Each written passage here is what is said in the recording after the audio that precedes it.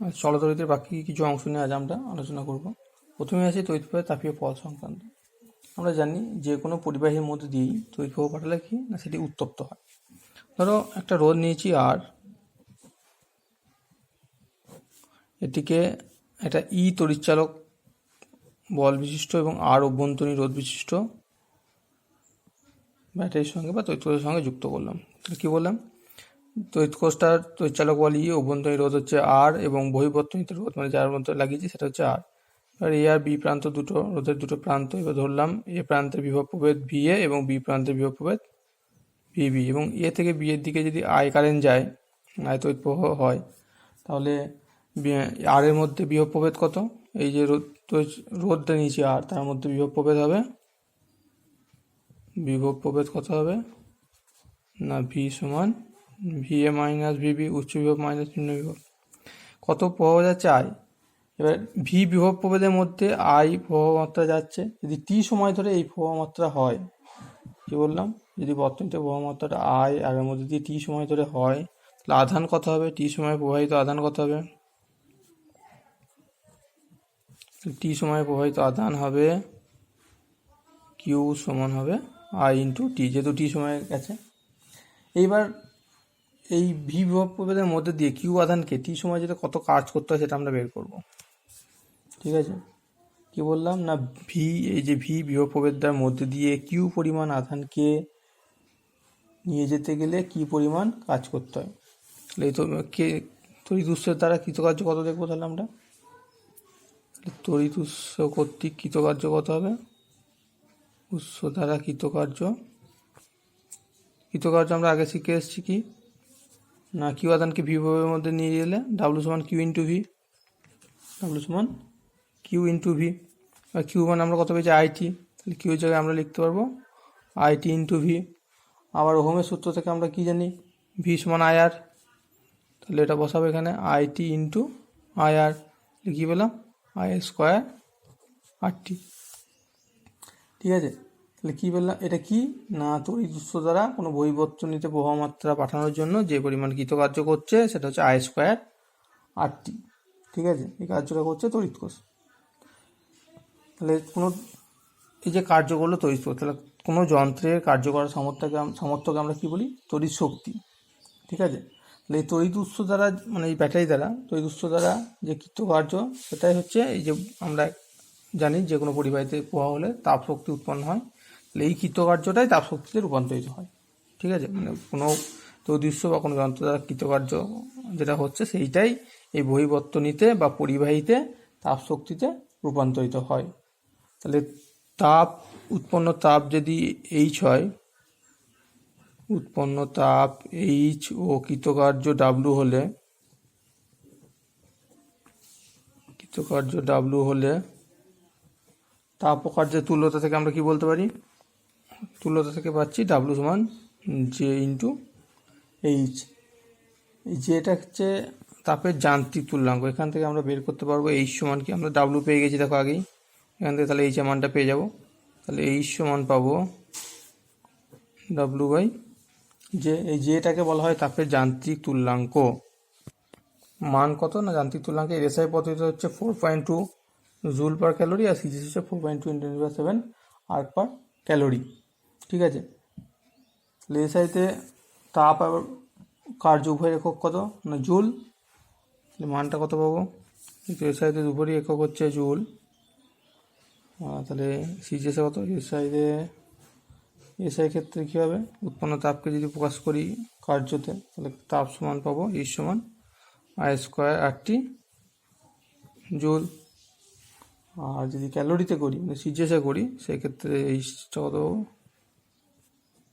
H সমান হবে I square R T by 4.2 calorie. ঠিক আছে, 1841 খ্রিস্টাব্দে ইংরেজ ফিজিশিয়ান জেমস প্রেসকট জুল তড়িৎ প্রবাহের তাপীয় সংক্রান্ত একটা তিনটে সূত্র দেন। এই সূত্রগুলিকে আমরা জুলের সূত্র নামে পরিচিত। তিনি কি বলেছিলেন না শুনবো, তিনটে সূত্র আছে। 1 নম্বর কি, কোনো পরিবাহীর রোধ, এই যে একটা পরিবাহীতে তারা যাচ্ছে প্রবাহ, এই পরিবাহীটার রোধ এবং যদি যে সময় ধরে তড়িৎ প্রবাহটা হয়েছে সেই সময়টা যদি অপরিবর্তিত থাকে, তাহলে উৎপন্ন তাপ মানে পরিবাহীতে উৎপন্ন তাপটা হবে প্রবাহ মাত্রার বর্গের সমানুপাতিক। যে আই প্রবাহ মাত্রা হচ্ছে তার সঙ্গে বর্গের সমানুপাতিক। কি বললাম, উৎপন্ন তাপটা হবে প্রবাহ মাত্রার বর্গের সঙ্গে সমানুপাতিক। কখন না, যখন রোধ এবং সময়টা অপরিবর্তিত থাকবে, যখন আর ও তড়িৎ প্রবাহের সময়টা অপরিবর্তিত থাকবে, মানে কনস্ট্যান্ট বলতে পারি। 2 নম্বর সূত্রটা কি বলেছে না, পরিবাহীতে উৎপন্ন তাপটা রোধের সঙ্গে সমানুপাতিক হবে। কখন না, যখন এই প্রবাহ মাত্রাটা এবং তড়িৎ প্রবাহের সময় মানে যে সময় ধরে প্রবাহ মাত্রাটা হয়েছে সেইটা অপরিবর্তিত থাকবে। 2 নম্বর বলছে এই সমানুপাতি, বলো রোধের সঙ্গে সমানুপাতি বলেছি, আর যখন প্রবাহ মাত্রা এবং তড়িৎ প্রবাহের সময়টা অপরিবর্তিত থাকবে। 3 নম্বর সূত্র কি না, উৎপন্ন তাপ হচ্ছে তড়িৎ প্রবাহের সময়ের সঙ্গে সমানুপাতিক যখন আইআর মানে প্রবাহ মাত্রাটা এবং রোধটা ধ্রুবক থাকবে। ঠিক আছে, এবার যৌগিক ভেদের নিয়ম অনুযায়ী এই তিনটে যদি আমরা একসঙ্গে লিখি তাহলে কী পাবো, এই সমানুপাতি আই স্কোয়ার আর টি, যখন সবগুলোই পরিবর্তনশীল, আই আর ও টি সবগুলোই পরিবর্তনশীল হবে। এবার একইভাবে সমানুপাতিক চিহ্ন তুলে সমান আনতে গেলে একটা ধ্রুবক দিয়ে গুণ করব, সেটা হচ্ছে আমাদের ওই তারপরে যান্ত্রিক চূড়াঙ্কের অনন্যক। এই সমান হবে I square R T by J, যেটা একটু আগে আমরা এই যে সূত্রটা দেখলাম কার্য থেকে তাপের যে কনভার্সন, সেখানে আমরা দেখতে পাচ্ছি এই সমান ডাব্লিউ বাই জে, মানে এই তো I square R T by J. যেটাকে বলছে তাপের যান্ত্রিক চূড়াঙ্ক। তাহলে এর সংজ্ঞাটা দেখবো এবার। তখন আমরা বলেছি সংজ্ঞাটা দিতে হয়নি, বা দেখো সংজ্ঞাটা এখান থেকে আমরা দিতে পারবো সহজেই। এগুলো বাকি সমস্ত রাশি এক করব, কোনগুলো না, ধরো আই সমান 1 মানে একক প্রবাহ মাত্রা হচ্ছে একক রোধের মধ্যে দিয়ে একক সময় ধরে, তাহলে তাপের যান্ত্রিক তুল্যাঙ্কের মানটা কত হবে না, যে সমান হবে দেখো 1/h মানে উৎপন্ন তাপের অনন্যকের সঙ্গে সমান। ভালো করে বললে কি হবে, যে একক রোধের কোনো পরিবাহীর মধ্যে দিয়ে একক তড়িৎ প্রবাহ মাত্রা একক সময় ধরে পাঠালে যে উৎপন্ন তাপ হয় তার অনন্যকের সঙ্গে তাপের যান্ত্রিক তুল্যাঙ্কটা সমান। ঠিক আছে, এই যে এই সময় I square R T by J এর আরও একটা রূপ হতে পারে, যদি আমরা বিভব প্রভেদ দিয়ে বলি, ধরো আই স্কোয়ার আর টিটাকে, এখানে কী ছিল I square R T by J. ঠিক আছে, যদি বিভব প্রভেদ দিয়ে বের করি তাহলে কীরকম হবে, দেখো উপরে একটা আই স্কোয়ার আছে, উপরে যদি আরেকটা আর দিয়ে গুণ করি তাহলে আর স্কোয়ার হবে, টি নিচে হবে আর ইন্টু জে। তাহলে আর ইন্টু আর মানে আমরা জানি ভি, তাহলে এখানটা পাবো V square T by R into J. এটা যে বিভব প্রভেদ দিয়ে প্রবাহ মাত্রার পরিবর্তে যে বিভব প্রভেদ দিয়ে করি। এবার হচ্ছে আমাদের যে বাড়িতে বাল্ব চলে, ফ্যান চলে, টিভি চলে, এইগুলোর কারণ কি, এর মধ্যে দিয়ে তড়িৎ প্রবাহ যায়। তাহলে এই তড়িৎ প্রবাহের জন্য একটা নির্দিষ্ট তড়িৎ বর্তনী থাকে, এটাকে আমরা ওয়ারিং বলি, বাড়িতে ওয়ারিং করতে হয়। তাহলে এই যে তড়িৎ বর্তনীতে যন্ত্রগুলো কীভাবে যুক্ত থাকে, এইগুলো সবই সমান্তরাল সমবায়ে যুক্ত থাকে। এই যে বাড়িতে তড়িৎ চলাচলের জন্য সমান্তরাল বর্তনী, এটাকে বলা হয় গৃহবর্তনী। এই গৃহবর্তনীতে আমাদের যে বললাম এখনই বিভিন্ন যন্ত্রাংশের নাম কি না, বাল্ব, ইস্ত্রি, হিটার, এই জাতীয় যে সমস্ত যন্ত্রপাতিগুলো যুক্ত থাকে। এখানে কি না, তড়িৎ প্রবাহের তাপীয় ফলের তড়িৎ প্রবাহের ফলে যে তাপ উৎপন্ন হচ্ছে সেইটাকে ব্যবহার করে যন্ত্রগুলো নির্মাণ করা হয়েছে। এবার এই যন্ত্রগুলো সম্বন্ধে একটু দেখব। প্রথমে ধরো ইলেকট্রিক বাল্ব আমরা দেখেছি সবাই, কি থাকে না, একটা বায়ুশূন্য কাঁচের গ্লোব,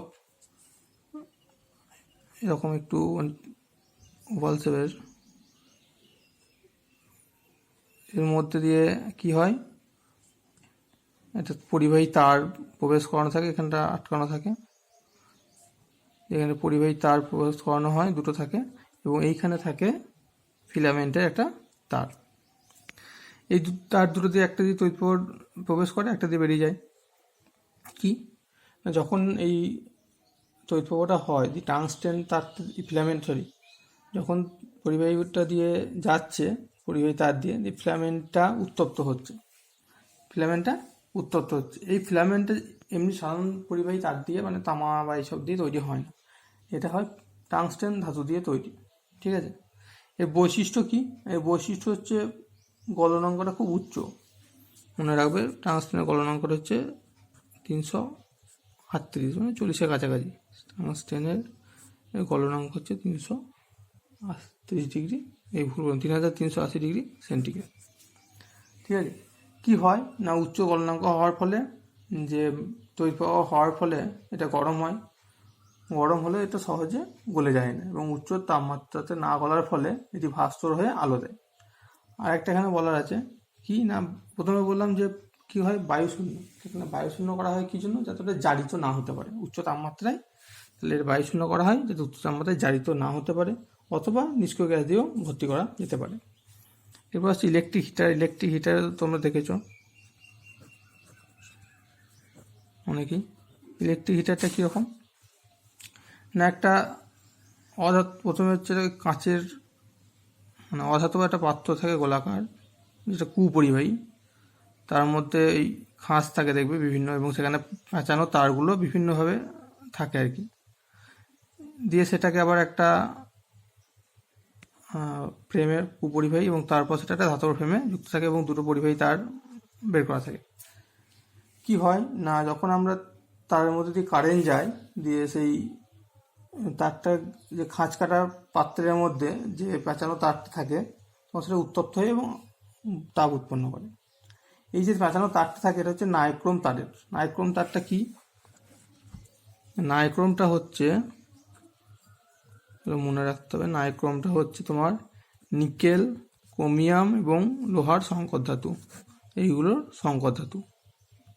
ঠিক আছে, এটা উচ্চ তাপমাত্রাতে গলে যায় না এবং উচ্চ তাপমাত্রাতে ফলে হিটারের কাজটা খুব ভালো হয়, মানে গলনাঙ্কটা বেশি হয় এবং এটা সহজে জারিত হয় না।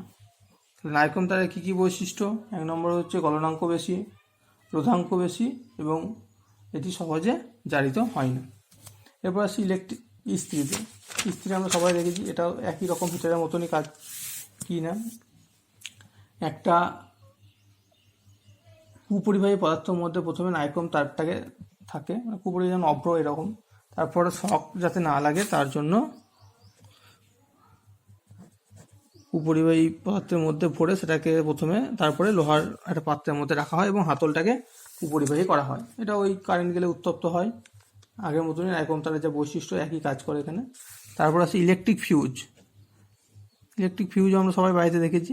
কি না কোনো কারণে এই কাজটা কি, কোনো কারণে যদি অতিরিক্ত প্রভাব হয়, তো এই প্রভাব যদি কোনো কারণে বেড়ে যায় তাহলে সেটাকে ফিউজ তারের মধ্যে যে প্রভাব মাত্রাটা বাড়ে, গলনাঙ্কটা কম হয়, সহজে গলে যায়, দিয়ে বাড়ির মধ্যে তড়িৎ বর্তনীটাকে ছিন্ন করে দেয়। তাহলে তড়িৎ বর্তনী ছিন্ন হলে আর উচ্চ প্রভাবটা প্রবাহিত হতে পারে না, ফলে আমাদের গৃহস্থলীর যে সমস্ত যন্ত্রাংশ যেমন ফ্যান, টিভি, লাইট, এই সমস্তগুলো রক্ষা করে।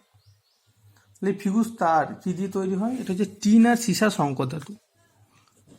টিন থাকে 25% আর সীসা থাকে 75%। তাহলে টিন আর সীসা সংকর ধাতু দিয়ে তৈরি করা হয়। এর বৈশিষ্ট্য কি না, এর রোধটা খুব বেশি হবে, রোধ উচ্চ, গলনাঙ্ক নিম্ন। রোধ খুব উচ্চ আর গলনাঙ্ক নিম্ন। বাকি মানে বাড়ির সমস্ত যন্ত্রাংশ সমান্তরাল সমবায়ে থাকে, কিন্তু ফিউজ তারটা থাকে মনে রাখবে শ্রেণী সমবায়ে। শ্রেণী সমবায়ে থাকার জন্য সমস্ত বর্তনীটা গলে কেটে গেলে সমস্ত বর্তনী প্রবাহ মাত্রাটা ছিন্ন হয়ে যায়। এবার জানবো তড়িৎ ক্ষমতা সম্পর্কে। কি না, কোনো তড়িৎ যন্ত্রের সময়ের সাপেক্ষে বৈদ্যুতিক শক্তি ব্যয়ের হারকে বলা হয় তড়িৎ ক্ষমতা। সময়ের সাপেক্ষে বৈদ্যুতিক শক্তি ব্যয়ের হারকে তড়িৎ ক্ষমতা বলা হয়। এবার ধরো কোনো তড়িৎ যন্ত্রের মধ্যে দিয়ে আই সময় ধরে, কোনো তড়িৎ যন্ত্রের মধ্যে দিয়ে টি সময়ে আই প্রবাহ মাত্রা হচ্ছে। আই প্রবাহ হলে ব্যয়িত তড়িৎ শক্তি কত হবে? তাহলে শক্তি আর কার্যটা সমান, আমরা আগেই দেখে এলাম যে বিভব প্রভেদ ভি প্রবাহ আই এবং সময় যদি টি হয় আর রোধ যদি আর হতো, এটা বিভব হচ্ছে ভি বিভব আর বহির্বর্তনী রোধ ধরলাম আর। তাহলে কৃতকার্য সঙ্গে তড়িৎ শক্তি সমান ডাব্লু সমান ভিআইটি। ঠিক আছে, এবার তাহলে এটা কৃতকার্য বা শক্তি বললাম। ক্ষমতা কি? ক্ষমতা হচ্ছে একক সময়ে শক্তি, এটা হচ্ছে তড়িৎ শক্তি। একক সময়ে ব্যয়িত তড়িৎ শক্তিকে বলবো ক্ষমতা। তাহলে তড়িৎ ক্ষমতাটা হবে পি সমান হচ্ছে W/T, মানে একক সময়ে তড়িৎ শক্তি। তাহলে এটা VI/T/T, টি কেটে গেলে পড়ে থাকবে V/I, মানে বিভব ইন্টু প্রবাহ মাত্রা। ঠিক আছে, এবার তাহলে আমি ভিটাকে আবার কি লিখতে পারি দেখো, এটা আর রোধ আর আই প্রবাহ, তাহলে ভি জায়গায় I/R লিখতে পারি, তাহলে I/R/I, এটা হতে পারে আবার I²R। ঠিক আছে, I²R, আবার আইটাকে আমরা V/R লিখতে পারি, সেই জন্য এটা আর একটা রূপ হতে পারে। দেখো V²/R² ইন্টু আর, তাহলে কেটে গিয়ে হবে আর V²/R। তাহলে এই যে তড়িৎ ক্ষমতা দুটো রাশি পেলাম, I²R, একটা হচ্ছে V²/R। এবার এর একক দেখব। একক হচ্ছে দেখো এই সমীকরণগুলো থেকে আমরা মানে পেতে পারি, দু রকমই পেতে পারি। একক এসআই একক হচ্ছে ওয়াট, তাহলে 1 ওয়াট সমান, এই যে এইটা দিয়ে যদি করি দেখো অ্যাম্পিয়ার স্কোয়ার, তাহলে 1 অ্যাম্পিয়ার স্কোয়ার ইন্টু রোধের একক হচ্ছে 1 ওহম। অথবা আবার কি বলতে পারি, যদি বিভব প্রভেদ দিয়ে করতাম তাহলে 1 ভোল্ট স্কোয়ার/1 ওহম। এই সংজ্ঞাটাও আমরা তাহলে দুইভাবে দিতে পারি। একটা বলতে পারি কি, কোনো তড়িৎবর্তনীর এক বিভব প্রভেদের মধ্যে দিয়ে 1 অ্যাম্পিয়ার পাঠাতে যে পরিমাণ কাজ করতে হয়, কারণ প্রথমেই ছিল V/I, সেটা আরেকটা বলতে পারি 1 ওয়াট সমান কি 1 ভোল্ট ইন্টু 1 অ্যাম্পিয়ার। এইটা প্রথমে বলি কি না, কোনো তড়িৎযন্ত্রের মধ্যে দিয়ে 1 ভোল্ট বিভব প্রভেদের মধ্যে, কোনো তড়িৎযন্ত্রের বা তড়িৎবর্তনীর 1 ভোল্ট বিভব প্রভেদের মধ্যে দিয়ে 1 অ্যাম্পিয়ার তড়িৎ প্রবাহ পাঠাতে যে ক্ষমতার প্রয়োজন। তারপর আমি এই সংজ্ঞাটা দিতে পারি কি না, 1 ওহম রোধের মধ্যে দিয়ে 1 অ্যাম্পিয়ার তড়িৎ প্রবাহ চালনা করার জন্য যে ক্ষমতার প্রয়োজন। অথবা কি না, 1 ওহম রোধের দুই প্রান্তে 1 বিভব প্রভেদ বজায় রেখে ক্ষমতার যে 1 ওহম রোধের দুই প্রান্তে 1 ভোল্ট বিভব প্রভেদ বজায় রাখতে যে তড়িৎ ক্ষমতার প্রয়োজন, সেটা হচ্ছে 1 ওয়াট। ঠিক আছে, এটা হচ্ছে, এছাড়া কয়েকটা ব্যবহৃত একক আছে, বড় একক ব্যবহৃত, মানে ব্যবহার্য একক, ব্যবহৃত একক কী কী। প্রথমে আছে কিলোওয়াট। কিলোওয়াট হচ্ছে আমরা জানি 1 কিলোওয়াট সমান 10⁻³ ওয়াট। তারপর আসছে মেগাওয়াট, 1 মেগাওয়াট সমান কত, 1 মেগাওয়াট সমান 10⁶ ওয়াট। ঠিক আছে, এগুলো ব্যবহৃত বড় একক। ঠিক আছে, এবার আমরা তড়িৎ শক্তির কিছু একক নিয়ে আলোচনা করব। ব্যবহার্য একক, তড়িৎ শক্তির খানিক ব্যবহার্য একক নিয়ে আলোচনা করব। ঠিক আছে, তাহলে ক্ষমতার যা একক ছিল তার সঙ্গে সময় দিয়ে গুণ করলি, এখানে দেখো দেখতে পেলাম যে তড়িৎ শক্তির সঙ্গে ক্ষমতা দিয়ে সময় দিয়ে ভাগ করলে ক্ষমতা পেয়েছিলাম একই হবে। তাহলে এই তড়িৎ শক্তি সমান কী পাবো, ক্ষমতা ইন্টু সময়। তাহলে শক্তি সমান পাবো ক্ষমতা ইন্টু সময়, সমান পাবো তড়িৎ ক্ষমতা ইন্টু সময়। ঠিক আছে, তাহলে এসআই একক কী ছিল, ওয়াট। অনেকগুলো পেতে পারি, 1 নম্বর হতে পারে ওয়াট ইন্টু সেকেন্ড। আবার কি হতে পারে, ওয়াট ইন্টু ঘন্টা, মানে আওয়ার। অথবা কী হতে পারে, তড়িৎ ক্ষমতা যদি কিলোওয়াট নিই তাহলে কিলোওয়াট ইন্টু ঘন্টা হতে পারে। ঠিক আছে, তাহলে দেখো এবার এই মানগুলো কত আসছে, 1 ওয়াট ইন্টু সেকেন্ড মানে দেখো 1 জুল পেয়ে যাব। 1 ওয়াট ইন্টু আওয়ার মানে পাবো তাহলে 1 জুল সেকেন্ড ইনভার্স ওয়াট মানে কত, জুল পার সেকেন্ড, তাহলে joule into second inverse into এর সঙ্গে পাবো 3600 সেকেন্ড দিয়ে গুণ 1 ঘন্টা মানে, দিয়ে এখান থেকে পাবো 3600 জুল। আবার যদি 1 কিলোওয়াট ইন্টু আওয়ারটা দেখতাম, কিলোওয়াট মানে হচ্ছে 10⁻³ দিয়ে গুণ করবো, আগে ওয়াট আওয়ার যেটা ছিল তার সঙ্গে 10⁻³ দিয়ে গুণ করলেই পেয়ে যাবো। তাহলে এটার সঙ্গে 10⁻³ দিয়ে গুণ করলে কত পাবো, 3.6 ইন্টু 10⁻6 জুল। ঠিক আছে, এবার দেখবো আমরা 1 বিওটি একক কাকে বলে। কিলোওয়াট আওয়ার পেয়ে গেলাম, এবার দেখবো 1 বিওটি। 1 বিওটিটা কি না, তোমার এই 1 কিলোওয়াট আওয়ারটাকে 1 বিওটি বলে।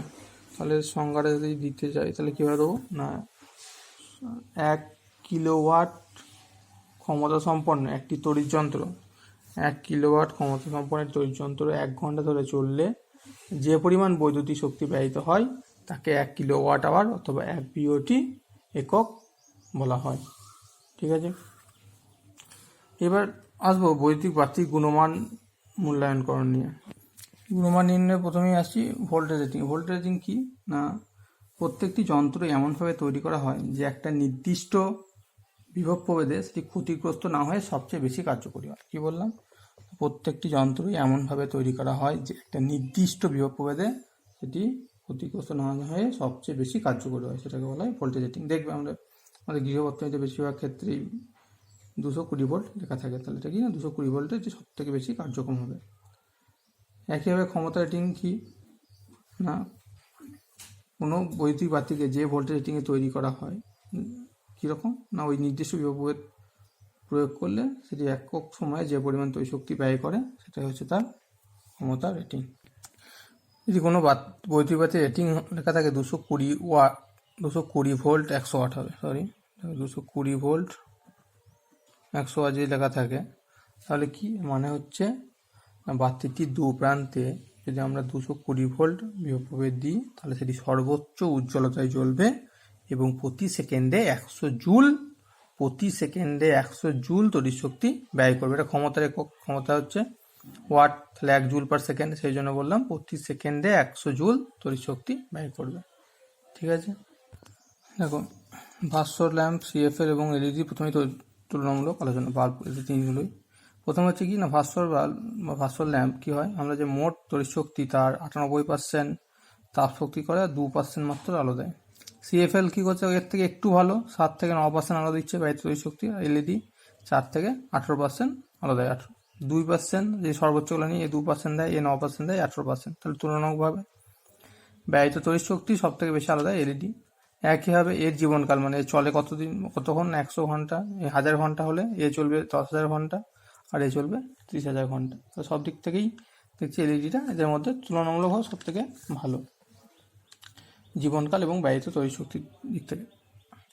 এরপর আসছে বৈদ্যুতিক শক্তির গুণমান মূল্যায়ন। আমরা এখন বিভিন্ন ধরনের ফ্রিজ বলো, গিজার বলো, এই সমস্ত যন্ত্রপাতিতে দেখবে স্টার দেওয়া থাকে। তাহলে এই স্টারগুলো কী জন্য দেওয়া থাকে না, যে যন্ত্রের গায়ে যত বেশি স্টার সে একই মডেলের, ওই যন্ত্রটির একই মডেলের তুলনায় তত কম শক্তি ব্যয় করে, তত কম তড়িৎ শক্তি ব্যয় করে একই কাজ দেয়। ঠিক আছে, তো কি বললাম, যে যন্ত্রের গায়ে যত বেশি স্টার সে তত কম শক্তি ব্যয় করে একই পরিমাণ কাজ করে, যত বেশি স্টার তত বেশি সাশ্রয়কারী। এই স্টারগুলোই হচ্ছে যন্ত্রটির বৈদ্যুতিক শক্তির গুণমান মূল্যায়ন।